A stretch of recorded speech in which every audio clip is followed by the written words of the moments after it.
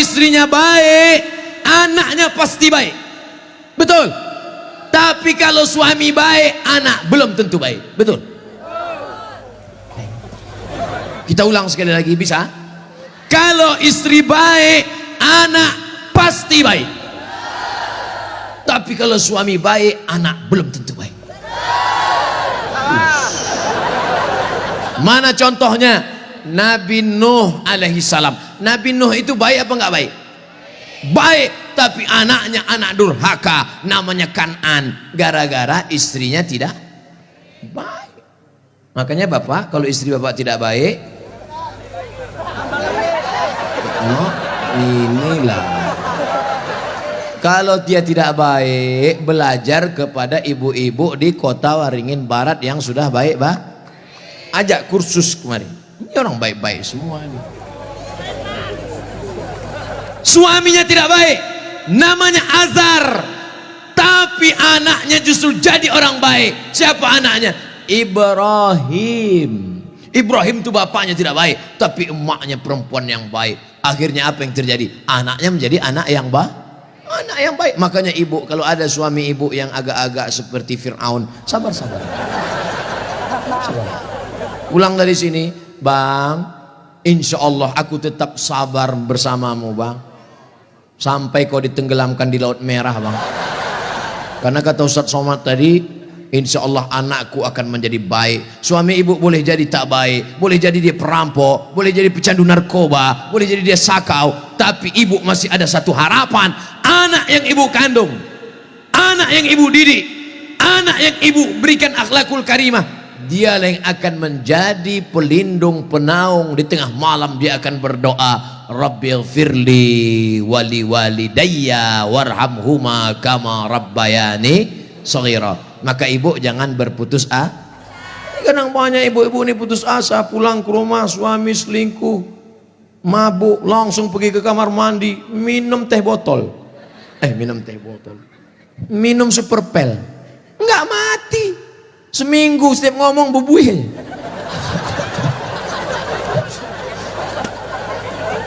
Ibu harus tegar, ibu harus kuat, ibu ada harapan. Harapan ibu siapa? Anakku akan jadi polisi, amin. Anakku akan jadi tentara, amin. Ibu sekolahkan saja anak ibu sesuai bakatnya. Perhatikan anak ini bakat. Anak saya suka main layang-layang, berarti jadi pilot helikopter. Anakku suka mandi hujan, angkatan laut. Anakku suka ngembus-ngembus semprit, dua kemungkinan. Bisa jadi polisi, razia. Bisa jadi wasit sepak bola. Yang parkir jangan. Ibu jangan sebut tukang parkir. Karena pada dasarnya kita semua ini adalah tukang parkir. Kita ini semua tukang parkir. Tirulah iman tukang parkir. Mobil mewah harga 2 miliar. Mundur betul parkir. Setelah begitu diambil mobil ini, adakah tukang parkir yang marah? Enggak ada. Ada nggak tukang parkir ngamuk-ngamuk? Kenapa mobil ini diambil? Saya sudah menjaganya 2 jam. Enggak ada. Kalaupun ada berarti gila. Kita itu juga di dunia ini sama seperti iman tukang parkir. Mobil itu titipan, rumah itu titipan, anak itu titipan, kebun itu titipan. Kita hanya menjaganya di dunia, dan setelah itu kita akan mati. Ada yang punya kita? Tidak. Makanya bapak, berapa banyak bapak ketika istrinya meninggal, dia nggak ada nangis. Pas ditanya, bapak nggak nangis? Titipan Pak Ustaz. Ustadz ini ceramah nggak enak, pas giliran mati istri aja. Oke, sekarang kita balik. Berapa banyak ibu-ibu yang imannya sudah mantap, dia menganggap ini semua titipan, hilang tidak apa-apa, meninggal suaminya, dia tegar. Ibu nggak nangis, titipan Pak. Tapi ada satu ibu menangis, papa, jangan kau tinggalkan mama sendiri, Pak. Pas ditanya sama tetangga, ibu nangis kenapa? Warisan dikit. Tapi itu tidak ada di Kobar. Jauh di sana, jauh di pinggiran-pinggiran Pangkalan Bun. Yang di sini semuanya baik-baik, betul? Ibu menerima mereka bukan karena hartanya, tapi karena mereka mampu membimbing ibu dan anak-anak mencari ridho Allah Subhanahu wa taala. Ibu yang malam ini datang menggendong anak, ibu yang malam ini datang menyusukan anak, insya Allah anak itu yang nanti akan menjadi pemimpin bangsa di masa depan. Makanya ibu sabar-sabar. Berapa kali ibu diusir dari majelis karena anaknya menangis. Betul? Mau akad nikah, aku nikahkan engkau dengan anakku dengan mahar seperangkat alat sholat.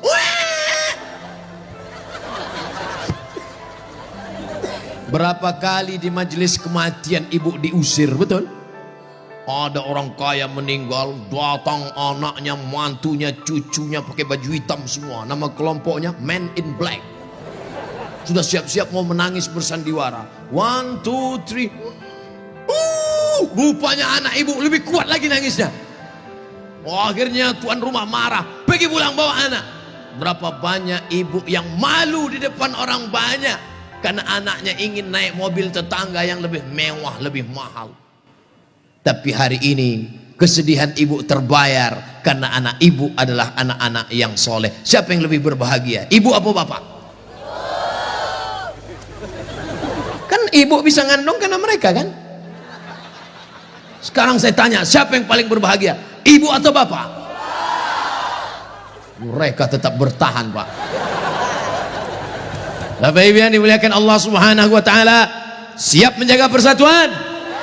Jaga persatuan, karena negeri yang kita bangun dengan indah ini akan jadi hancur berkeping kalau tidak ada persatuan dan kesatuan. Betul? Maka persatuan ini sama seperti tiang gawang. Kok Ustaz tiba-tiba ingat tiang gawang? Itu tiang gawang. Itu tiang gawang. Ibu jaga gawang, jangan sampai kebobolan. Bapak striker, penyerang. Papa, silakan kau pergi sejauh mata memandang, tapi di hari petang kau harus membawa uang. Untuk apa? Untuk anak-anak kita, supaya dia tidak makan riba, makan haram. Striker tidak pernah diejek oleh kiper. Kiper tidak pernah marah-marah. Apa kata kiper? Hei striker, kok enak aja di sana, tolong gantian kau jaga sini. Tidak ada, karena mereka sudah siap bagi-bagi bagi tugas. Ceramah di tanah lapang, Ustadz Somad. Ceramah di stadion, Ustadz Somad. Ceramah di TV, Ustadz Somad. Ceramah di YouTube, Ustadz Somad. Tapi yang ngajar di pesantren, yang ngajar di ma'had, yang ngajar di sekolah, para habaib dan ulama, kami udah bagi-bagi tugas. Makanya Habib ulama nggak pernah ngejek. Apa itu Somad itu? Ceramahnya di lapangan aja. Apa itu Abdul Somad itu? Ceramahi ibu-ibu aja. Ustadz gatal. Kan kita udah bagi-bagi tadi. Makanya nonton jangan sepotong-sepotong. Kesana 45 menit, kesini 45 menit, belum, sebentar lagi habis. Masya Allah, tabarakallah, masih lama rupanya. Saudara yang dimuliakan Allah Subhanahu wa taala, di tempat laki-laki Abdul Somad bicara 3, bersama, jaga persatuan kesatuan. Yang kedua, ramaikan masjid dengan sholat berjamaah. Yang ketiga, makmurkan masjid dengan belajar agama, fikih, hadis, tafsir. Siap mengamalkan yang 3? Yang perempuan, yang pertama, ibu jangan sedih, ibu jangan depresi, hadapi masa depan. Didik anak-anak menjadi anak-anak yang soleh dan solihah. Ada pondok pesantren di Kobar. Tamat SD. Sebelum SD jangan sedih, kasihan. Ingusnya 12. Kalau 11 itu biasa, bengkok. Belum sampai hati. Ustadz Somad dulu pesantren. Saya masuk pesantren tamat SMP, kegedean. Yang paling bagus taman SD, masuk pesantren. Siap memasukkan anak ke pesantren taman SD? Janji.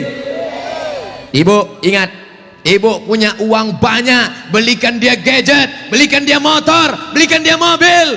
Dia kaya, dia banyak uang, dia ganteng, dia cantik, tapi dia sakau, gemetar, sakit, gak ada gunanya.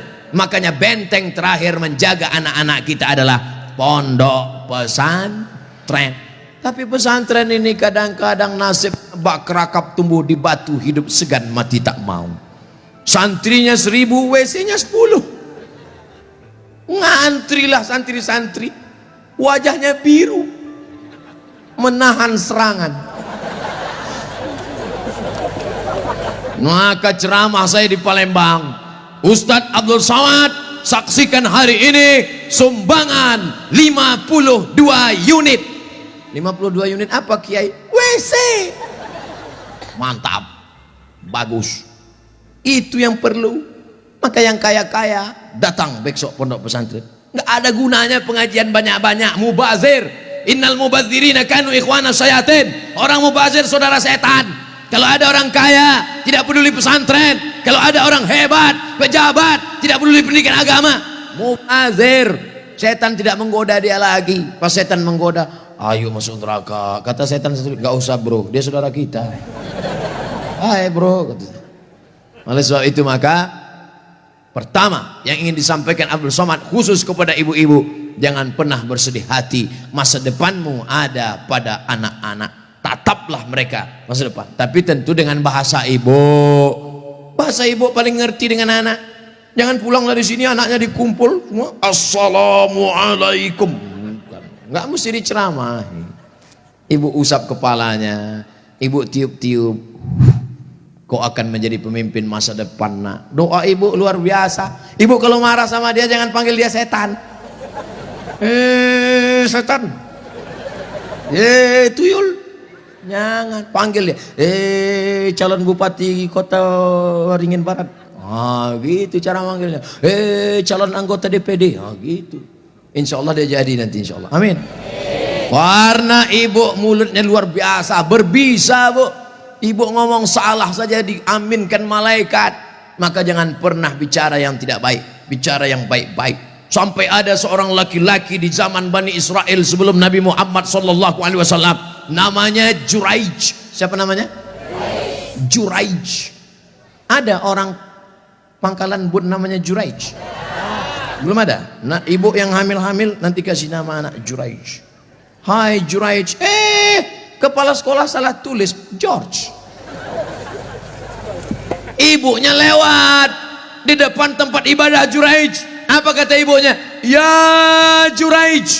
Juraij merasa Tuhan lebih mulia. Aku tidak perlu menyambut panggilan anak. Aku tidak perlu menyambut panggilan ibuku. Dipanggil kedua kali. Ya Juraij. Juraij mengatakan Tuhan lebih mulia. Ngapain aku menyambut ibuku? Panggilan yang ketiga. Ya Juraij. Anaknya tidak menyambut juga. Akhirnya tercetus dari mulut ibunya. Apa kata ibunya? Allahumma la tumithu hatta turihi wujuhal mumisat. Jangan matikan Juraij sebelum matanya melihat wanita tuna susila. Mohon maaf, perempuan tidak baik, PSK, WTS, entah apa lagi namanya. Dikabulkan Allah. Tidak lama setelah itu ternyata ada seorang perempuan pengembala kambing. Hamil, bukan kenyang. Hamil, ditangkap, ditanya, hei perempuan, siapa suamimu? Siapa yang menghamilimu? Perempuan itu menjawab, Juraij. Yang menghamili saya adalah Juraij. Kira-kira masuk akal nggak Juraij menghamili perempuan yang nakal ini? Tidak, bukan dia, tapi fitnah. Dipertemukan Juraij dengan perempuan nakal. Rupanya Allah hanya ingin mengabulkan doa si ibu. Kata si ibu, jangan matikan Juraij sebelum matanya melihat wanita tuna. Akhirnya matanya memang betul-betul melihat wanita tuna susila. Melihat, padahal tidak mungkin ahli ibadah ketemu dengan wanita tuna susila. Kalau Satpol PP ketemu wanita susila memang bisa. Razia maksudnya. Mohon maaf Pak Satpol PP. Ini Juraij, orang soleh. Akhirnya ketemu, mengaku, siapa yang menghamilmu? Ini Juraij. Ditangkap Juraij, difitnah Juraij. Ternyata kau jahat Juraij. Kerjamu ibadah, rupanya pekerjaanmu di balik ini semua menodai pengembala kambing. Dihancurkan tempat ibadahnya, hancur berkeping. Kata Juraij, jangan bunuh aku sebelum anak ini lahir. Setelah anak itu lahir, ditusuk Juraij pakai pusar, pakai telunjuknya, tusuk. Juraij bertanya kepada anak yang baru lahir itu, "Who is your father?" Itu bahasa Pangkalan Bun. "Siapa bapakmu?" Anak itu menjawab, "Ra'il ghanam, koboi. Bapak saya adalah pengembala kambing." Akhirnya mereka cium kaki Juraij, mereka bangunkan tempat ibadah Juraij dari emas. Juraij tersenyum. Ini skenario Allah hanya ingin menunjukkan betapa makbulnya doa seorang. Kira-kira ibu bisa nggak menceritakan itu ke anak cucu ibu nanti? Nggak usah dihafal, hidupkan aja MP3-nya. Cari nanti Abdul Somad Pangkalan Bun, Abdul Somad Official, subscribe, like, and share. Anakku, kau jangan melawan ibu nak, karena kalau ku katakan kau jadi katak, kau langsung jadi hantu. Nih ceramah Ustadz Somad tadi malam, dengar baik-baik. Gimana? Iya mah. Itu, insya Allah ibu anaknya semua baik-baik ya. Yang lalu-lalu apa boleh buat tai kambing bulat-bulat. Nasi sudah jadi tai ayam. Nasi tidak bisa kita rubah lagi, Bu. Tapi yang akan datang kita perbaiki. Cucu-cucu yang sudah lahir, sudah besar, nggak bisa lagi. Tapi ibu punya anak perempuan, kasih tahu sama anak perempuan ibu, kamu kalau hamil banyak-banyak baca sholawat. Kalau hamil kata kiai, kata Habib, banyak-banyak baca surat Yusuf nak. Tapi dia salah sangka, disangkanya kalau baca surat Yusuf anaknya ganteng macam Nabi Yusuf. Pas lahir hitam pesek pendek. Wah kiai, Habib, kenapa anak saya begini? Kiai sama Habib nggak marah, mereka nggak pernah marah. Kenapa anak saya begini? Saya susah baca surat Yusuf. Kenapa anak saya nggak ganteng seperti Nabi Yusuf? Sama suami ente mana? Ini suami saya, sama kan?